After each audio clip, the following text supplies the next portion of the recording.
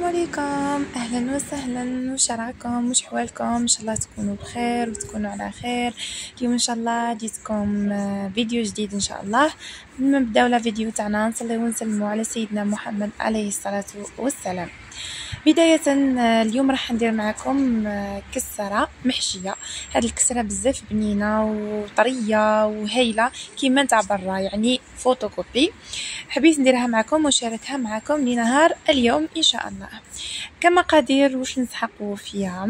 نسحقوا 500 غرام سميد موية، ما يكونش يعني خشين. نص كيلو نتاع فرينة هكا، نخلطهم مليح مليح مليح. علاش نديروا هذيك الفرينه؟ باسكو تخلي لنا يعني العجينه تنطلق، يعني مع السميد تنطلق، لانه هاد الكسه يعني تجي لازم تنطلق باش يعني نقدروا نحشيوها ونحطوا طبقه فوق طبقه. حطيت 20 غرام تاع ملح، حطيت الخميره بعد ما خلطت هذاك السميد والفرينه والملح. حطيت 10 غرام خميرة الخبز وخلطت بيان بيان. ومن بعد حطيت 100 ميلي نتاع زيت، 100 مليلتر نتاع زيت، وخلطت مليح مليح بس كيما نديرو الكسره عادي جدا. هاد الكسره فقط راح نحشيوها، هذا مكان. بديت يعني كما قلت لكم ندخل فيه هذاك الزيت، في هذيك الفرينه والسميد والملح والخميره. ومن بعد كي بديت يعني ندير هذيك الزيت مليح، حطيت الماء عادي من الحنفيه، ما هو دافي ما هو بارد، من الحنفيه. بديت يعني نطم في هذيك العجينه مليح مليح مليح، يعني حتى تولي لنا عجينه. انا استعملت الماء 400 مليلتر. شوفوا انا دوك ان شاء الله نكتب لكم في صندوق الوصف كل شيء بالكاس، لانه على بالي بلي كاين ناس يعني ما عندهمش يعني المقادير هذه ما عندهمش الميزان عفوا، تما ندير لكم بالكاس هكا باش تسهل عليكم العمليه. كما راكم تشوفوا لميت بالماء، جاني هذاك الماء سوا فوالا. لميتو مليح مليح وخليتها تريح. بيان سور تعرفوا العجين يحب ديما الراحه، سواء محاجب، سواء كما نقولوها ما كسرها، سواء كسرة خميره، سواء سفنج، كل حاجه فيها يعني سميد، فيها الفرينه تحب انها تريح. فهمتوني؟ هكا باش تعطينا النتيجه وتعطينا يعني كما نقولوا طوع في الخدمه، يعني نخدموا ألز. هذه هي كما قلت لكم لميتها، ما هي يابسه ما هي جاريه، بس كي كانت جاريه عارفي باللي كي تبداي تحلي فيها تبدا تلاصق لك في البلان دو طرافاي تاعك. تما ايبا ديريها هكذايا، ما هي يابسه ما هي كما نقولوها ما هي طريه، ما هي بغرير. المهم حطيتها يعني في ساشيه وخليتها تخمر، داكوغ، تخمر وتريح او ميم طون. دونك في الحشوه واش درت حوالي 5 حبات نتاع بصله. انا شوفوا كانوا عندي متوسطين الحبات، شوفوا لا كونتيتي هذه دارت لي 5 خبزات نورمالمون، 5 وي 4 وحده صغيره هكذا صغيرونه. كي درت بحوالي 5 حبات بصل متوسطين مع 3 حبات نتاع طماطم. دارت لي الكونتيتي يعني كما قلت لكم هذيك المقله تاعي خلصتها كامل. هذه هي. المهم كي قصيت ودرت هذاك الطماطم تاعي الاخر، حطيت البصل هذيك على نار هاديه. علاش حطيتها على نار هاديه؟ باش طيب لي بالعقل بالعقل بالعقل وتتعسل لي وتطلق لي هذيك البصل الحلاوه في هذاك المقله، باش كي نحط الطوماطيش ما تجينيش حامضه بزاف. داكوغ.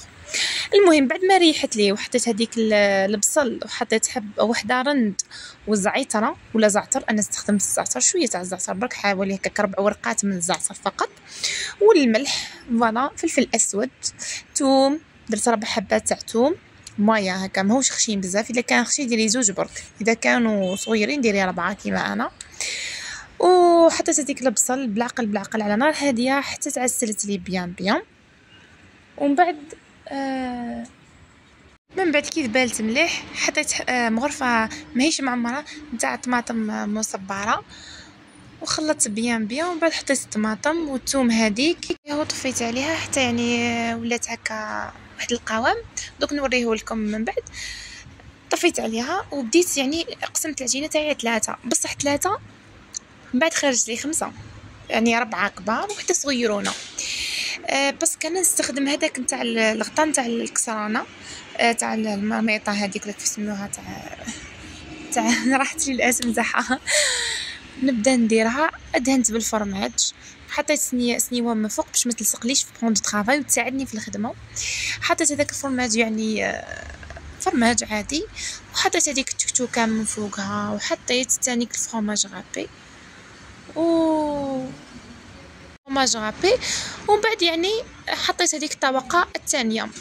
هذه هي تما. شوفوا تجي بنه هايله هايله هايله هايله. تبعوا الخطوات فقط راح تنجحوا ان شاء الله فيها وتحمر لكم وجوهكم. سيتو دوكا انا في الصيف نحبوا شي حاجه كيما نقولوا ثقيله في العشاء، ولا ديريها لولادك ولا ديريها في الشتاء ولا في الصيف، راح تفرحهم بزاف وتجي بنينه يعني كيما تاع المحلات. بس كان ذقت تاع المحلات برا جات احسن بكثير.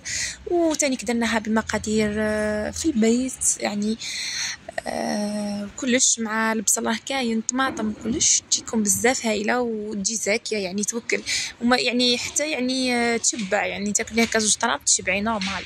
شوفوا هنا كيما استخدمت هاد الحيله دونك زوج بلاطوات ونقلب هكا ومن بعد نطبق وما ندهنها من الفوق بالزيت ونزيد نحطها فوق يعني هذيك النار طيب، ومن بعد نزيد نقلبها وخلاص. كي نقلبها ما تخليوهاش حيه، قالت لكم حيه توجعكم وتضركم، بعيد الشر عليكم حباتي.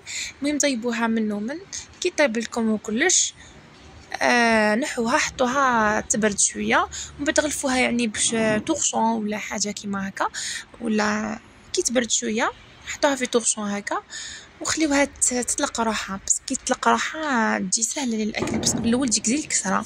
كي تطلق روحها تولي هايله بالبزاف. اقسميها يعني اطراف يعني وخليها تبرد شويه، بس سخونه ما تذوقيهاش سيداتي. وخليها تبرد وكلوها يعني بالصحه والهنا ان شاء الله. كما قلت لكم كي ديروا هكا راهي ما تخرج لكمش. دهنوها دوكا من الزيت من الفوق. علاش ندهنوا بالزيت شويه من الفوق؟ باش يعني طيب لنا كما نقولوا كامل على بعضها، ما طيبناش يعني بلاصه بلاصه، فهمتوا؟ الزيت يخليها كي دهنيها يخليها طيب على كامل الجهات كيما المحجوبه. ها هي كاني حطيتها على نار دليله، ماهيش دليله بزاف وماهيش يعني نار قويه، متوسطه شويه مايله للذليله هكاك باش ما تحرق لكمش. هذه هي وحطيتها كما راكم تشوفوا جات من الداخل دايبه دايبه دايبه. ثاني حطوا فرماج غابي كيما تحبوا، حبوا تحطوا شيدا، تحبوا تحطوا الكريير، تحبوا تحطوا الاخرى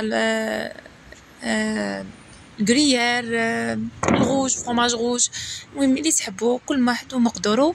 حبيباتي ان شاء الله يا رب تكون عجبتكم لا غوسات تاع نهار اليوم. ان شاء الله في فيديوهات جايه ان شاء الله، في وصفات جايه ان شاء الله. ما تنسوناش جيم ابوني اذا عجبتكم القناه. بقى لي نقول لكم الا دمتم في رعايه الله وحفظه، والسلام عليكم ورحمه الله تعالى وبركاته، في امان الله.